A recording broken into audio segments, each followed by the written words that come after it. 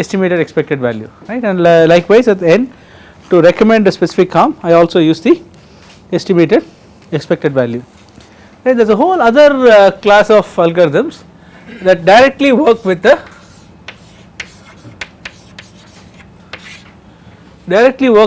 representation of the policy, right. So what do I mean by a policy here? I told you what a policy was in the very first class, right. What is a policy? I said it is a mapping from states to actions or states to action probabilities, right. In this case we really have no states, right. So far we have not considered any states. So what would the policy be in this case? Sorry? Yeah, it could be just one arm or it could be some kind of a probability distribution over the arms, right. It could be one arm or some probability distribution over the arms. So I am going to denote this by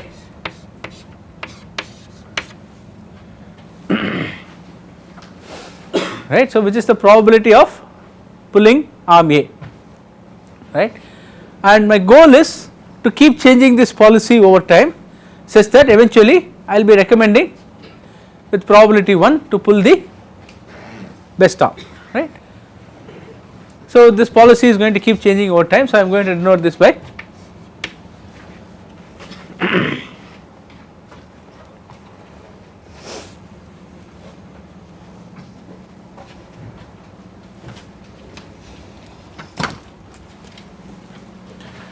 so the policy is going to keep changing over time and denote this by pi t, right. So now what a learning algorithm has to do in such a case is it has to give me a way of changing this pi t with time, right. So one way of thinking about things like epsilon greedy right or softmax is that they define this pi t in an indirect fashion, right. If you remember I wrote it down also, right. I wrote down what pi t would be for epsilon greedy and softmax. I started off by writing it for softmax, then I came back and wrote it down for epsilon greedy, right. People remember that? So I said what will be the probability of picking, I do not know if I used the pi notation. Did I use the pi notation? Yes, yeah. Huh? I used p, the probability of picking action, right. So I did not, because I did not introduce the pi notation, I do not think I used it, but essentially the probability of picking an action, I would have written probability at equal to a, right. That is exactly what pi t of a is, right. So this is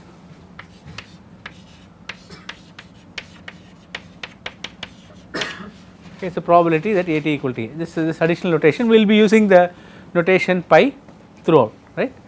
So later we will use we will condition this on the states also, that will essentially be the probability that at equal to a given st equal to s, right. Here since there is only one state we do not have to do that, great. So some of the earliest known approaches for solving bandits use this kind of a direct policy search, right. So some kind of a policy search approach, right. So in that what we do is so let's to keep it simple I'll talk about a 2 action case, right, and then we can talk about other things, right. So the very simplified situation which is called a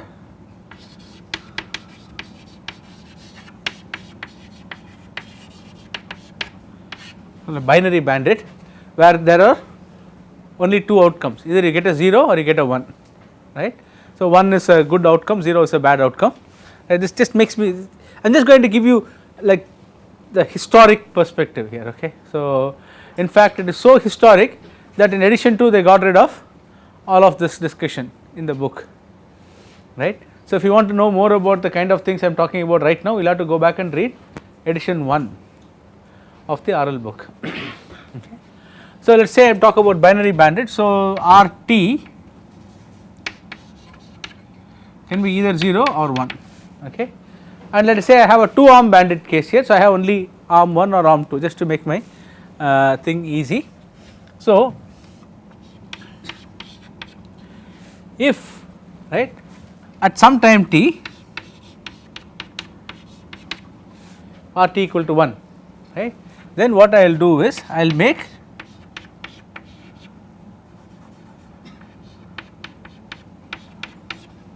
pi t plus 1 of a t, essentially the action I took at time t, right, a t is action I took at time t and the reward I got was 1. So what should I do?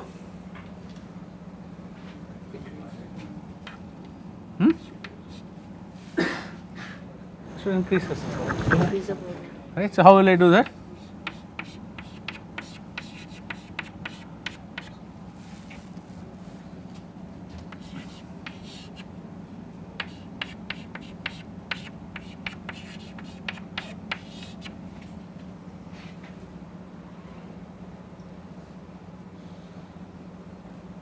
Right. So if alpha is small enough, okay, so the best action will eventually converge to a probability of 1. If after alpha is very large, I will start oscillating, this might not be probabilities and all those problems are there, right. And what about the other case, if this is this, if I am doing this,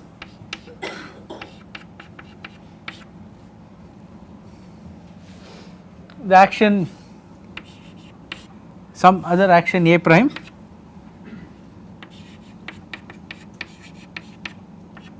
what should I do for that?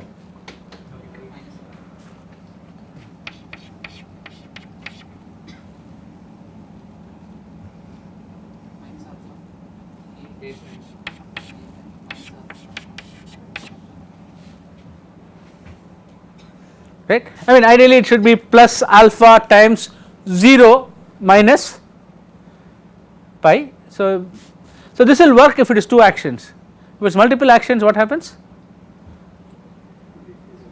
It will not be a probability distribution. I will have to make sure that everything stays a probability distribution, right. If there are multiple actions, I am taking away alpha from everybody, right, I should take away alpha by n minus 1 from the other actions, okay, so that when I sum up everything after that also it will still be 1, right. I am starting off with the assumption that pi t sums to 1, so I need to make sure pi t plus 1 also sums to 1, so I will have to adjust these numbers accordingly, okay.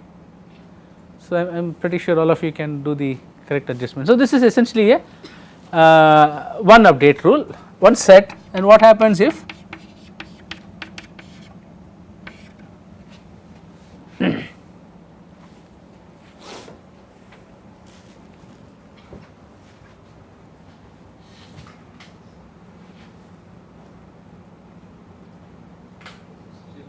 any ideas? Huh?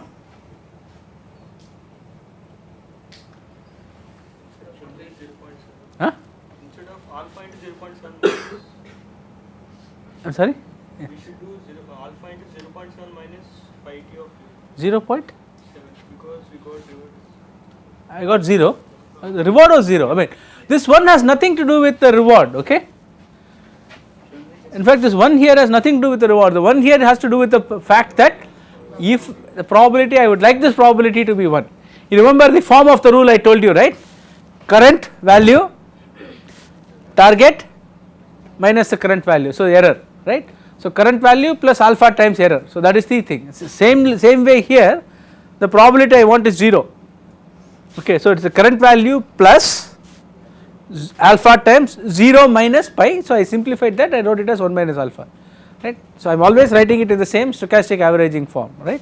So the one is the target I want, it is not the reward, right. Suppose I get a reward of 0, what do I do?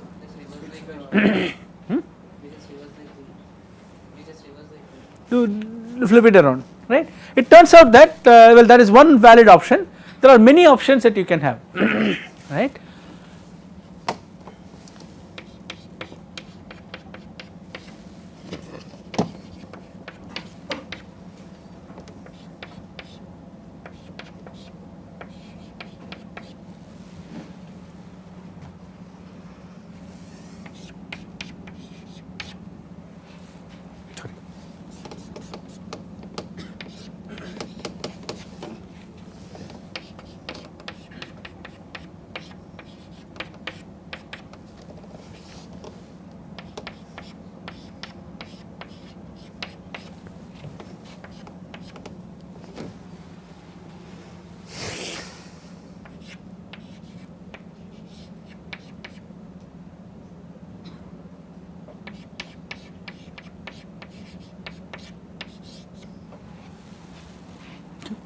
So just flip this around, right. I reduce the probability of the action I took at time t, I increase the probability of the action I didn't take at time t, right. So why do I have to do this? Just to make sure it is a probability distribution, right. So when I reduce this probability, this will automatically have to go up. It is not like I am rewarding the action I did not take, right, but the fact we have this constraint of probabilities have to sum to 1, we will automatically reward the other action, okay. So but notice I wrote alpha and beta. So depending on the relationship between alpha and beta, so you have different kinds of algorithms, right. So if alpha equal to beta, so we have something called linear reward penalty, LRP algorithm, okay. So it's these things have been around for many decades, okay. So the LRP algorithm is linear because the relationships there is all linear. So you can see there are no higher order terms in the updates that you write. So if you do something, you change the parameters on a reward and you also change the parameters when you get a penalty, right. So reward is +1, the penalty is 0 and you are changing them by equal amounts, right. That is when alpha equal to beta. So when alpha much greater than beta, right, remember these are relative terms, okay. When I say alpha is much greater than beta, still alpha is very small and I expect alpha to be like 10 power minus 3 or 10 power minus 2 or something like that, right, even though I write alpha is far greater than beta. That means beta should be 10 power minus 5, 10 power minus 7 or something much smaller, right. This is called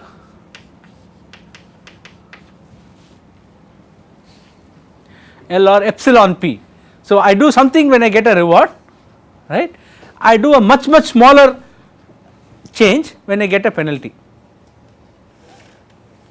okay.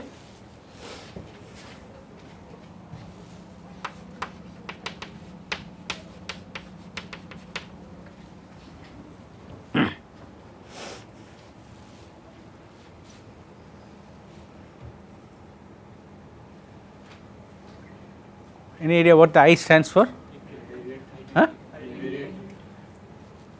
Yeah, it stands for inaction, but yeah, you get the idea, right. So when reward comes, I do something, when the penalty side of it happens, I do nothing, inaction, I just leave the probabilities as it is, okay.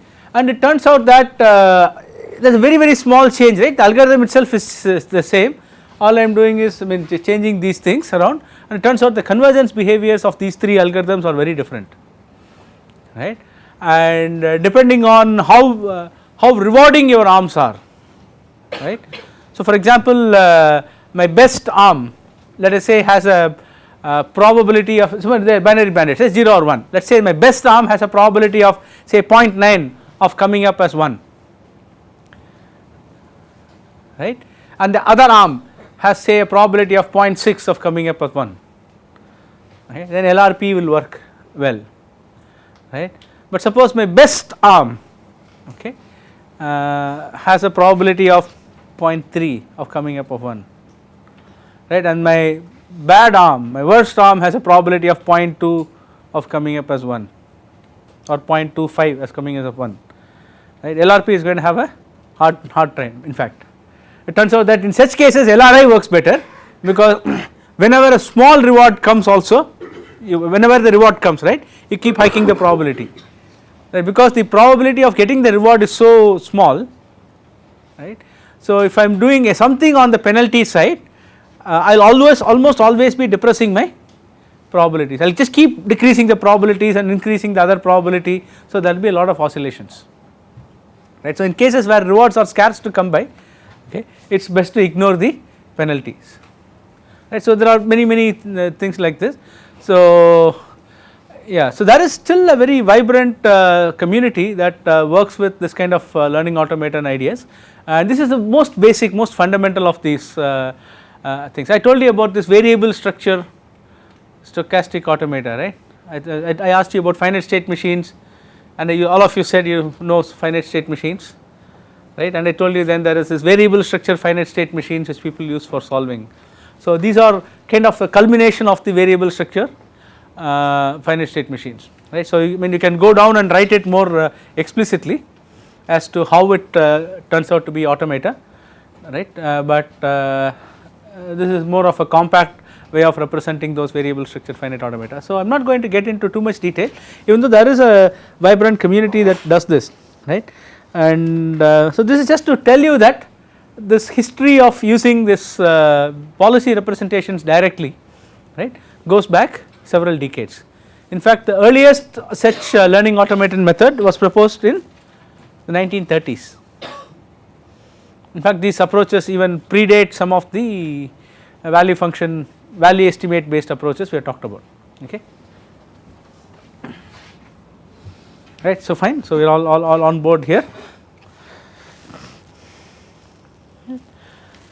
So, taking this further, now this looks like some kind of ad hoc way of coming up with the policy updates, right.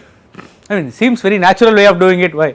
I get a reward, I increase the probability, okay, if I get a penalty, I decrease the probability. Seems like a very natural way of doing it, but is there a more systematic way of thinking about learning the policy directly, right. So, that is a very well studied and increasingly a direction which is receiving a lot of attention called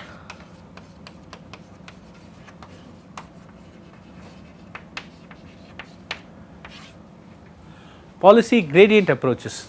The book calls these parameterized policy representations, while the earlier one were value function based methods, right, they call this parameterized policy approaches. So, the basic idea here is I am going to assume that my policies, right. So, here I am giving you the policy as explicit probability values, right.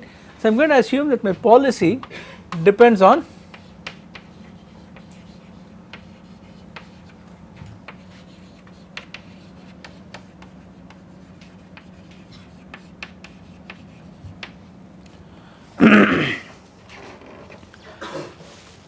the policy depends on some set of parameters, okay. So, what do I mean by this?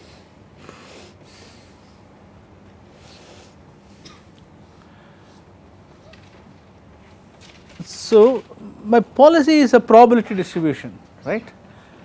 I can specify the probability distribution in many ways. For example, I can specify the probability distribution like we did earlier by a softmax function, right. So, if I specify it by a softmax function, what is it that I need to give you in order to define the policies? People remember softmax? So, e power something divided by summation e power something, right. So, suppose I am saying that I need to tell you what the softmax function is corresponding to my current policy, right. So, what is the information that I should communicate to you? So, all those exponents that I am putting in there, right. For each action I have something I put in the exponent, I will have to tell you that, right. It need not be values, just remember, right. So, I am just talking about the softmax function, right. However, I derive the value that goes into the exponent, it can be a value function, it can be something else, right. I could have just arbitrarily pulled out some numbers, I could have said action 1 put a 3 in the exponent, okay, action 2 put a 15 in the exponent, action 3 put a 22 in the exponent, okay, I just gave you those numbers arbitrarily, but this defines a policy, right. However, I arrived at those numbers, this defines a policy, right. So, this is what we call as a parameterized representation. So, I have this set of parameters, okay, that define the policy for me. So, the parameters are somehow used to generate these numbers for me, right. Right. So, this is essentially what we mean by parameters. So, we have a set of parameters, right, they could be anything, they could be those values that I plug into the exponents, which sometimes are called preferences, okay. So, that e power thing, right. So, I can just say I prefer action A to action B, right, and then I can have some way of converting that into actual probabilities, right. I will say my preference for action A is 25, my preference for action B is 13, right, and from that I can convert it into probability somehow. How exactly is this different from assigning each action a value? Because a value has a separate semantic associated with it, right. The value is the expected payoff that I am going to get on pulling the arm. When I say the preference for the arm is 23, it does not necessarily have any semantics. So, 23 versus 15, so 23 is higher than 15, that is only semantics I have, right, not necessarily that 23 means that this is the payoff I am going to get. So, this gives me a lot more flexibility in how I change those values, right, it need not necessarily come from the estimation of the expectation, okay. Right. So, it could be preferences, it could be say the weights of a neural network if you are so inclined.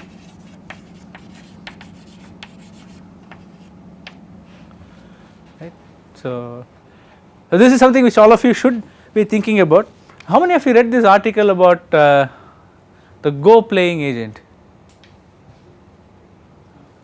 1, 2, 3, 4, 5, 6, 7, not enough people. Everybody go read the Go playing agent about AlphaGo. Go to Google, search for AlphaGo. It was there in the Hindu, for crying out loud. Right. Anyway, so this is this machine learning agent, which they do not actually specify exactly what is the machine learning algorithm that they use.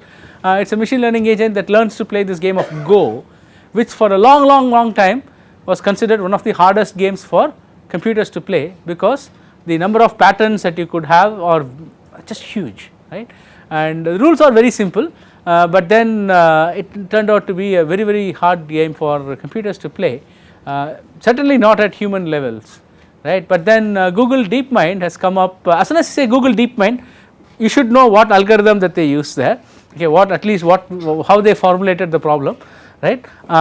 So, they used reinforcement learning and a deep neural network to train a Go agent that actually beat the European champion 5-0. I mean, they played a series of 5 matches and it beat the champion on all 5 of them, right, and they are hoping to have a match up with the world champion Go player in March. I do not know, they mentioned some dates, March, yeah, and maybe they still do not hope to beat the world champion, because apparently the world champion player is at a much higher level than all the other players out there, but still there is hope, right. So, the point is RL plus neural networks seems to be the hot thing nowadays, right. So, everybody wants to do that, right. So, this is not a esoteric example, okay. If you are going to go out there and do reinforcement learning, this is probably what you will end up doing, right. So, where the parameters would be given by a weights of a neural network, right, and I will give you other examples as we go along, right. So, even this you can think of as a parameterized representation, right. Okay, here is a question for you.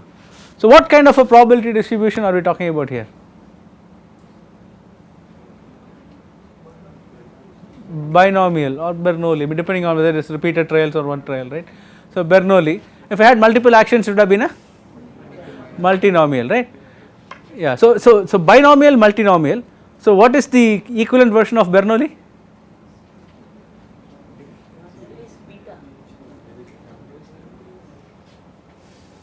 I actually mentioned this in the ML class. Guys who know were in ML should be able to tell that. I am not talking about the conjugate price loss. I am saying for repeated experiments, 2 outcome repeated experiments is binomial, single trial is Bernoulli. Multiple outcome repeated experiments is multinomial, single experiment is categorical. Okay.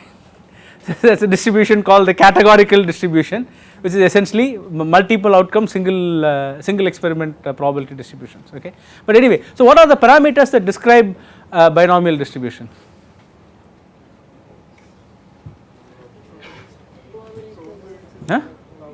Probability of 1 or something like this. So, that is essentially that. So, this is again one way to think about this is also a parameterized distribution, where I am specifying directly the parameters of the